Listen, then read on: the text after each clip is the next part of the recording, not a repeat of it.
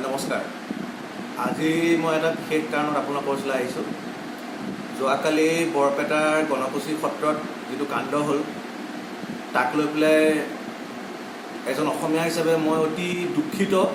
আৰু বিশেষকৈ পবিত্ৰ ভাদ মাহত গুৰুজনাৰ আসনত জ্বলাই পেলাই যিটো আমাৰ সকলো অসমীয়া জাতিৰ প্ৰতি তেওঁলোকে এটা অপমানজনক এটা বাৰ্তা পঠিয়ালে, আলি উপাধিৰ এজন পূৰ্ববংগীয় মূলৰ মিয়াই, তাক লৈ পেলাই মই অতি দুখিত হৈছোঁ।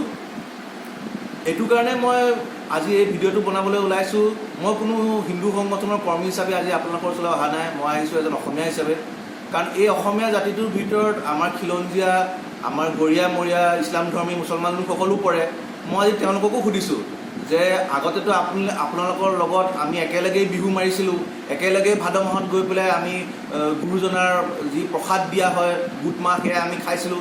আজি আপোনালোকে যেতিয়া পূৰ্ববংগীয় এজন ন্যায়, যিজনে এতিয়া মানুহৰ আগত কৈ ফুৰিছে বা পুলিচৰ তদন্তত আহিছে যে তেওঁ এজন মানসিক ৰোগী, যিটো মোৰ বিশ্বাস নহয়, আপোনালোকে একো মাত দিয়া নাই কেলে?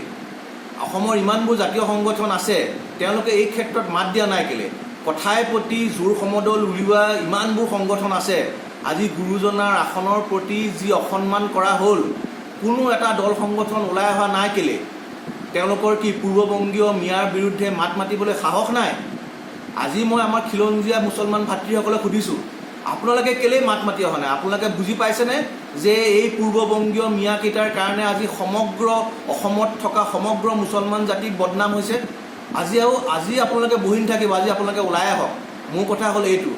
আৰু মই দেখিবলৈ পাইছোঁ এই পূৰ্ববংগীয় মিয়াসকলৰ এটাই খেল, আমাৰ জীয়ৰী বোৱাৰী ধৰ্ষণ কৰিব, তেওঁলোকৰ ইনভেষ্টিগেশ্যনত ওলাব তেওঁ নাবালক, যাতে আইনীভাৱে তেওঁ বাচি যায়। আমাৰ সত্ৰ মন্দিৰ ধ্বংস কৰিব, তাত ওলাব তেওঁলোক মানসিকভাৱে ৰোগী, সেইকাৰণে তেওঁলোকে তেনেকুৱা এটা কাম কৰিছে, আইনীভাৱে ওলাই যায়। এইটো কেনেকুৱা ধৰণৰ কথা? যদি তেওঁ মানসিকভাৱে ৰোগীয়ে আছিলে, এই আলি উপাধিৰ মানুহজনে, যিজনে যোৱাকালি গুৰুজনাৰ আসনখন জ্বলাই পেলালে, তেওঁ যে সেইটো এটা বৈষ্ণৱ ধৰ্মৰ উপাসনাস্থলী, তেওঁ সেইটো কেনেকৈ গম পালে? আৰু গৈ পেলাই যে আসনখনেই জ্বলাব লাগে তেওঁ কেনেকৈ গম পালে? তেওঁ বেলেগ কোনো ধৰ্মৰ উপাসনাস্থলীলৈ গৈতো বা অন্য কিবা স্থানতো গৈ পেলাই তেওঁ তাণ্ডৱ চলাব পাৰিলেহেঁতেন। তেওঁ বিশেষভাৱে সেই সত্ৰত সোমাই সেই গুৰুজনাৰ আসনখন জ্বলোৱাৰ পিছৰ উদ্দেশ্য কি?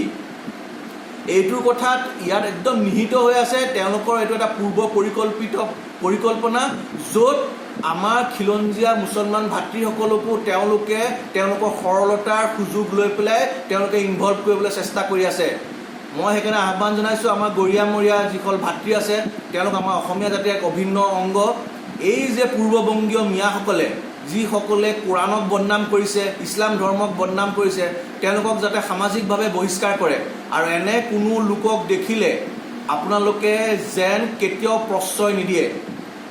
আৰু এটা মই কথা কৈ থওঁ, আমি সনাতন ধৰ্মক সদায় মানি আহিছোঁ, অহিংসাই পৰম ধৰ্ম। কিন্তু এই শ্লোকটোৰ এইটো আধা অংশ, পিছৰ অংশ হ'ল যদি ধৰ্ম ৰক্ষাৰ কাৰণে অস্ত্ৰ ল'বলগীয়া হয়, তাত কোনো বাধা নাই সনাতন ধৰ্মত। গতিকে মই এই পূৰ্ববংগীয় মূলৰ মিয়াসকলক আজি সাৱধান বাণী জনাই দিছোঁ যে এনেকুৱা ধৰণৰ তেওঁলোকে যদি আমাৰ জাতীয় সত্তা বা আমাৰ গুৰুজনাৰ লগত বা আমাৰ ধাৰ্মিক যিখিনি উপাসনাস্থল বা আমাৰ যিখিনি আৱেগ, ধাৰ্মিক আৱেগ, তাত যদি তেওঁলোকে বাৰে বাৰে এইদৰে আঘাত হানে, তেতিয়াহ'লে কিন্তু আমি শান্তিপ্ৰিয় যিখিনি সনাতন ধৰ্মী মানুহ আছোঁ, সেইখিনিয়েও কিন্তু ইয়াৰ বিৰুদ্ধে আমি কঠোৰ পন্থা ল'বলৈ বা হয়তো কিছু ক্ষেত্ৰত কেতিয়াবা আমি তেওঁলোকৰ যি ধৰণে আমাক অত্যাচাৰ কৰিছে, তেওঁলোককো তাৰে তেনেধৰণে প্ৰত্যুত্তৰ দিবলৈ আমি বাধ্য হ'ম।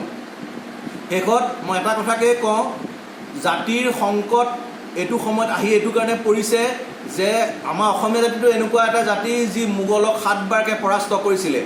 আজি আকৌ আমাৰ অসমৰ ওপৰত মোগলৰ এই বংশধৰবিলাকৰ আকৌ আক্ৰমণ হৈছে।